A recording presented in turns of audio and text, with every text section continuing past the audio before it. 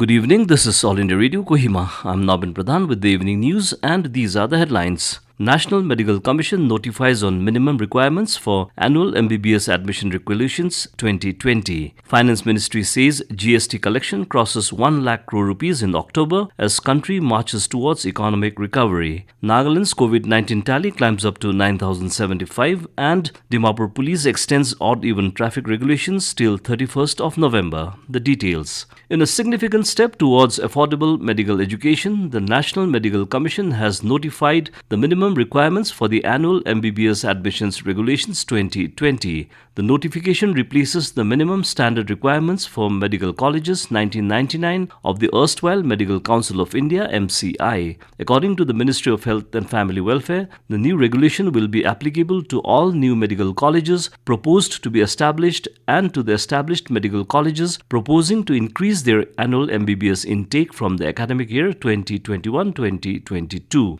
During the transitory period, the established medical colleges will be governed by the relevant regulations existing prior to the current notification. The new standards allow optimization and flexibility in utilizing available resources and harnessing modern educational technology tools to facilitate moving towards quality education even when resources are relatively scarce. It also mandates availability of a fully functional 300-bed multi-speciality hospital for at least 2 years at the time of application for establishing a new medical college.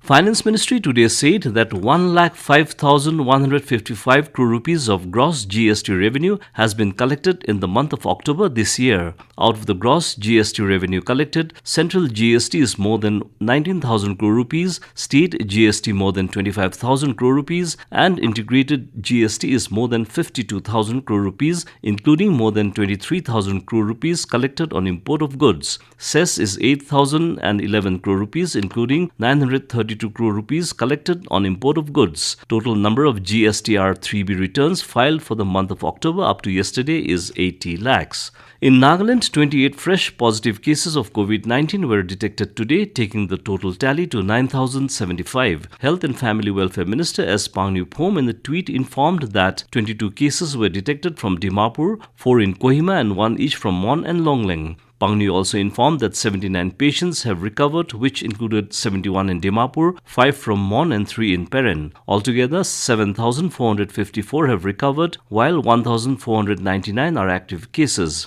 Of the cases reported today, 16 cases were from the armed forces, 6 from traced contacts, 4 from frontline workers and 2 from returnees. Out of 41 deaths registered, 33 died of COVID, while 6 deaths are non-COVID related and 2 deaths are under investigation. 81 cases have migrated so far.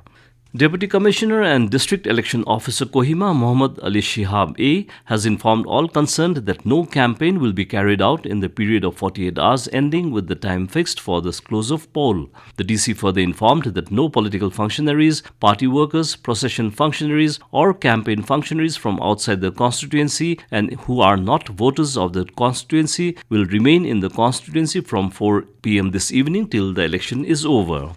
Deputy Commissioner and District Election Officer Kohima Mohammad Ali Shihab A had a final briefing yesterday with all sector officers, commanders, nodal officer, health and sector health regulators for the forthcoming by-election to the 14th Southern Angami 1 Assembly constituency.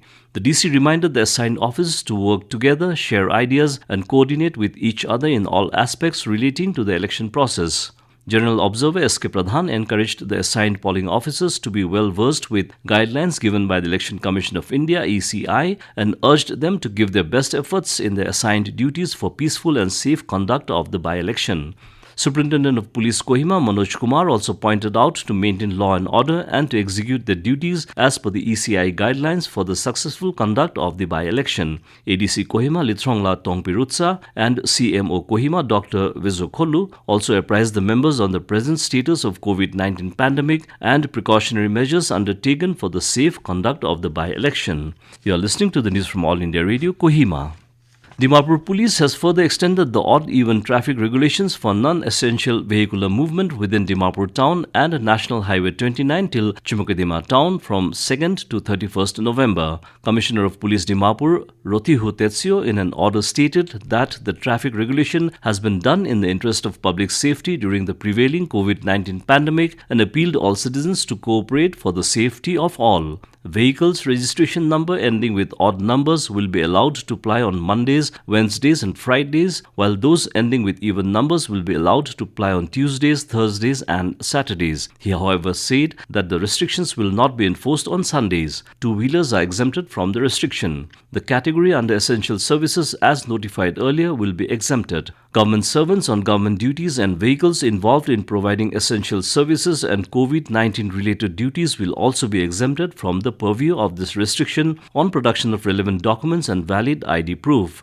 All heavy vehicles except those engaged in four-lane construction work with valid permit will be restricted from plying within town and highway areas from 9 a.m. to 3 p.m. Violators will be penalized under the relevant Motor Vehicles Act 1988.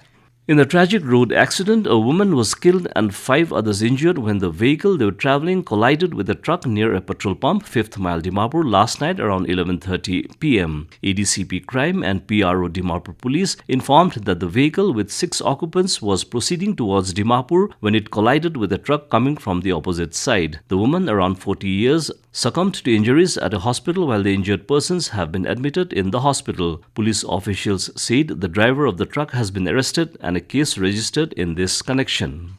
The President, Vice President and Prime Minister have greeted people of Haryana, Punjab, Madhya Pradesh, Chhattisgarh, Karnataka, Andhra Pradesh, Tamil Nadu, Kerala, Andaman and Nicobar Islands, Lakshadweep and Puducherry on their Formation Day. In a tweet, President Ramnath Kovind said, "Let each state and union territory be an exemplar of peace and prosperity to make the country proud." Vice President M. Venkaiah Naidu said, "These states and the union territories represent India's rich cultural and geographical diversity, and they have enriched the nation through their natural and human resources." He wished the people of these states and union territories a happy, healthy and prosperous future. Prime Minister Narendra Modi extended greetings and best wishes to the people of the state on their Formation Day.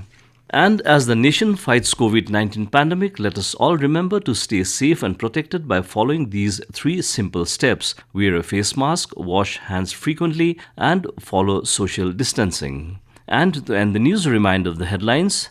National Medical Commission notifies on minimum requirements for annual MBBS admissions regulations 2020. Finance Ministry says GST collection crosses 1 lakh crore rupees in October as country marches towards economic recovery. Nagaland's COVID-19 tally climbs up to 9,075 and Dimapur Police extends odd-even traffic regulations till 31st of November. And that's all the news we have for you this evening. Good night.